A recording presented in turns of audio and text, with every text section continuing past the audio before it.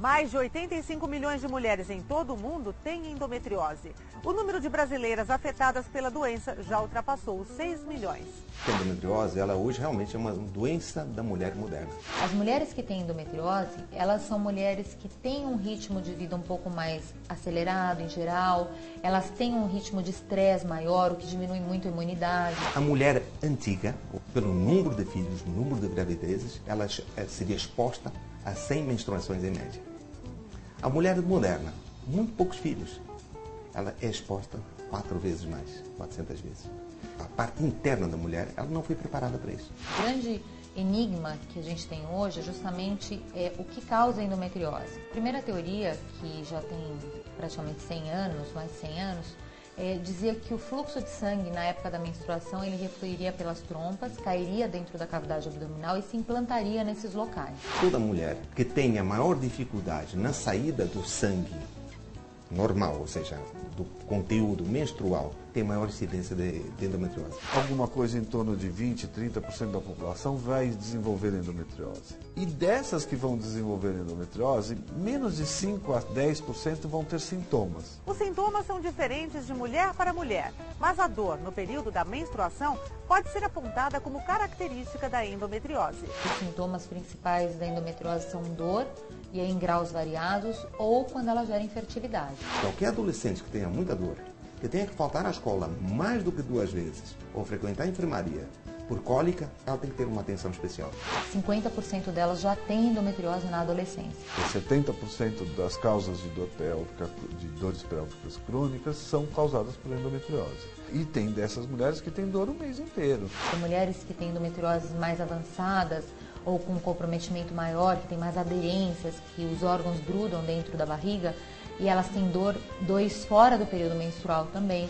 E ela pode atingir, inclusive, pulmão. A gente tem um caso agora recente de endometriose em vias lacrimais. Começou a se observar que existiam algumas mulheres, raros casos, mas existiam mulheres que tinham endometriose à distância. Então, endometriose no pulmão, no cérebro, no septo nasal. Algum fator ligado à parte genética explica o aparecimento da endometriose em locais incomuns.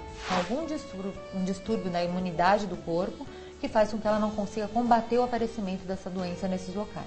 Outros sintomas podem indicar a presença de endometriose. Por exemplo, a dor na hora da relação sexual, na profundidade da vagina, lá no fundo da vagina. Não é normal uma mulher ter dor na penetração profunda. Primeiro, a dor é uma coisa que ela se torna presente e parece que toma conta de você inteira. A gente fica com foco nessa dor e não consegue trabalhar, não consegue se divertir, não consegue ter uma vida sexual saudável.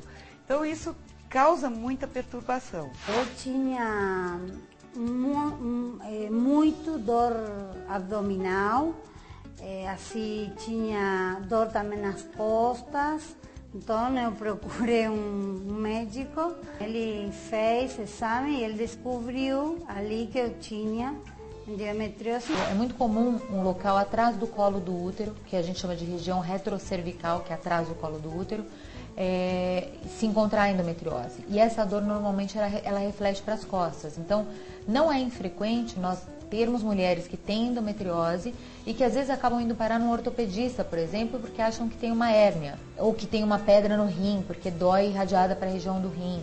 Elas acabam ouvindo de que é frescura, né? Porque todas as mulheres menstruam, não têm dores tão fortes, não faltam no trabalho. Então, eu vejo que existe um bullying, né, em relação às queixas de dores das mulheres que têm endometriose. Nem todas as mulheres que têm endometriose sentem dor. É por isso que o diagnóstico da doença não é dos mais fáceis. O diagnóstico, em primeiro lugar, ele é clínico, então pelos sintomas. A segunda forma do diagnóstico, que faz parte do diagnóstico, é o exame ginecológico, então através do toque vaginal, na grande maioria das vezes a gente consegue sentir o nódulo de endometriose. Aí a gente vai para um exame de imagem. O que a gente tem hoje de melhor como exame diagnóstico da endometriose é um ultrassom transvaginal. Lesões de menos de 1 centímetro, em geral, isso não é visível em nenhum exame de imagem, nem tomografia, nem ultrassom, nem ressonância magnética. Nas endometrioses moderadas e graves, aí sim os exames de imagem eles te dão um diagnóstico muito tranquilamente. A gente também sofistica um pouco esse diagnóstico quando a gente tem suspeita de invasão do intestino ou da bexiga, por exemplo, né? Em que aí a gente pode lançar mão de outros exames, como a colonoscopia, a cistoscopia, quer dizer, exames de visualização direta do intestino e do trato urinário. O tratamento da endometriose pode ser clínico, mas em boa parte dos casos é cirúrgico. O tratamento clínico ele é reservado para aqueles casos muito iniciais. Eu posso dar analgésico, alivio a dor, e ela tem que ter ciência que existe possibilidade de crescimento, ou ela pode optar por uma terapêutica cirúrgica na tentativa de remover totalmente a doença. A cirurgia, de preferência, é sempre laparoscópica. É aquela cirurgia por vídeo, que a gente coloca uma câmerazinha pelo umbigo da paciente. Ela dá uma amplitude de visão para o médico muito maior do que a cirurgia aberta. É uma cirurgia que a distorção da anatomia é muito grande, né? E se o indivíduo não tiver experiência, ele vai causar lesões em órgãos vizinhos com muita frequência. Então é uma cirurgia extremamente sofisticada. A laparoscopia é muito simples. Eu fiquei internada um dia, normal, sem muita dor, foi tranquilo. São cirurgias que às vezes demoram 3, 4, 5 horas, depende do que você tem que fazer. Em 5 dias, 7 dias, a paciente está absolutamente recuperada. O tratamento é mais complicado quando a endometriose atinge outros órgãos do corpo. A mucosa da vagina, ela está em contato com o intestino. Às vezes eu tenho endometriose nessa região. No intestino, a lesão ela é progressiva, ela é infiltrativa, ela vai infiltrando a parede intestinal, podendo chegar a um ponto que a mulher pode ter uma obstrução intestinal, às vezes pode ter uma perfuração intestinal.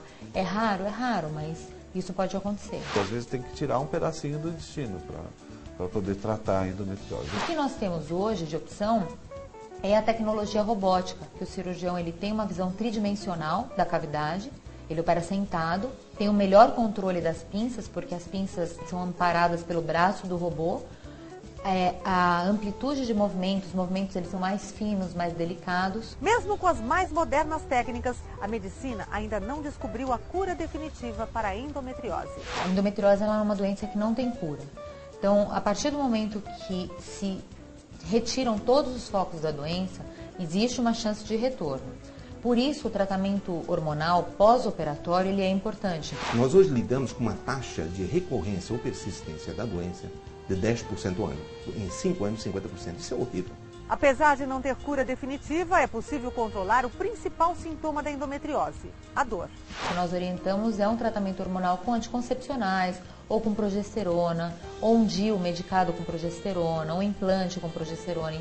O importante é que essa mulher saiba que após o diagnóstico da endometriose e o tratamento da endometriose, ela não pode ficar sem medicação. Durante a gravidez, a endometriose passa por um período de baixa atividade. O que alimenta a endometriose é o estrógeno, que é o hormônio que o ovário produz. No período da gravidez, ela tem o hormônio, só que ela tem uma quantidade muito maior de um outro hormônio que chama progesterona, que é o que acaba contrabalanceando o efeito do estrógeno. Consequentemente, focos ou implantes eventuais de endometriose superficial após 6 meses tenderiam de forma natural a regredirem ou sumirem, e os focos eventualmente da infiltrativa tenderiam talvez a não crescer ou numa velocidade tão grande quanto na ação do estrogênio. Mesmo a mulher não menstruando ou mesmo usando anticoncepcional, a doença tem um padrão de crescimento. A velocidade de crescimento ela é menor, mas ela continua a crescer. Quem é mãe de menina deve ficar atenta. A endometriose é uma doença genética. Tem endometrioses mais graves nas filhas de mães com endometriose. Se você quiser saber mais sobre bem-estar e qualidade de vida, acesse o nosso site e acompanhe as novidades do programa seguindo o Twitter do Edição Saúde. Aproveite também para curtir a nossa página no Facebook. Até mais, tchau!